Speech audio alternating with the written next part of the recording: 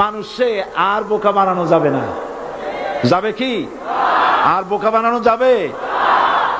তারপর বলছে কি, এরপরে বলছে আমাকে বলছে রাজাকার।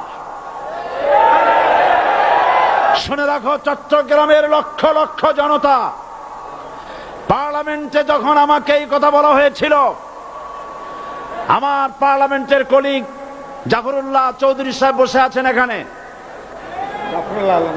হ্যাঁ, জাফরুল ইসলাম চৌধুরী বসে আছেন পাশে, প্রধানমন্ত্রী সুদ্ধা, অন্তত 3 শতাধিক পার্লামেন্টের সম্মানিত সদস্যরা সেদিন বসা।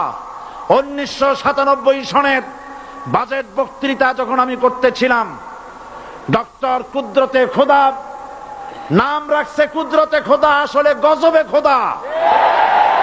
এ লোকটি নাস্তিক, ইসলামের